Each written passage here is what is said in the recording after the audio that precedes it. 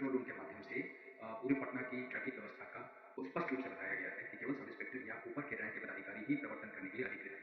देखिए, रैंक उनका काम केवल रेगुलेशन है और वो प्रवर्तन में कभी भी शामिल यदि पाए जाते हैं तो इस संबंध में उनके विरुद्ध अनुशासनिक कार्रवाई के साथ साथ यदि कानूनी कार्रवाई की जरूरत पड़ती है तो वो भी की जाएगी। और नहीं, उसी को देखते हुए ये आदेश जारी किया गया था और ये एज़ पर एक्ट था।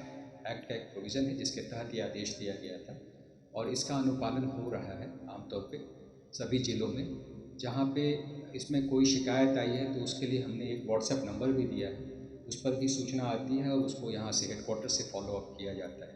कुछ एक मामले में ऐसा हुआ है कि गाड़ी नहीं छूटी है तो उसमें उनके विरुद्ध एक्सप्लेनेशन कॉल फॉर किया गया है, निलंबन या विभागीय कार्रवाई के लिए।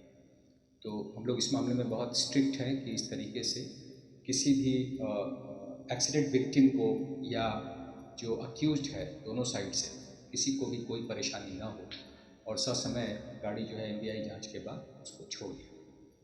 जो चौथा बिंदु है वो है प्रवर्तन से संबंधित। इसमें उनको स्पष्ट रूप से बताया गया है कि केवल सब इंस्पेक्टर या ऊपर के रैंक के पदाधिकारी ही प्रवर्तन करने के लिए अधिकृत हैं। इसलिए किसी भी परिस्थिति में, मैं दोबारा रिपीट करता हूँ, किसी भी परिस्थिति में कोई अन्य रैंक का पदाधिकारी जैसे सिपाही हो या हवलदार हो या एएसआई हो, उसको ये काम नहीं करना है। इस तरह की शिकायतें बार बार आ रही थी और इसलिए उनको बहुत अच्छे से ये बात समझाया गया है कि उनका काम जो नीचे, यदि कानूनी कार्रवाई की ज़रूरत पड़ती है तो वो भी की जाएगी। और इस दिशा में हम लोगों ने इसको बहुत कड़ाई से अनुपालन के लिए अपने यहाँ से मुख्यालय के स्तर से भी डिकॉय जांच दल उसको निकालने का निर्णय लिया है ताकि इस तरह की जो शिकायत है उस पर पूर्ण विराम लग सके।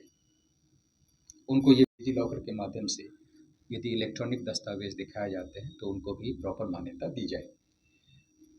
इसके अलावा जो पर्यवेक्षी रैंक के पदाधिकारी हैं जैसे इंस्पेक्टर हुए या डीएसपी रैंक के पदाधिकारी हुए या एसपी हुए, उनको भी कतिपय डायरेक्शन दिए गए हैं। खास करके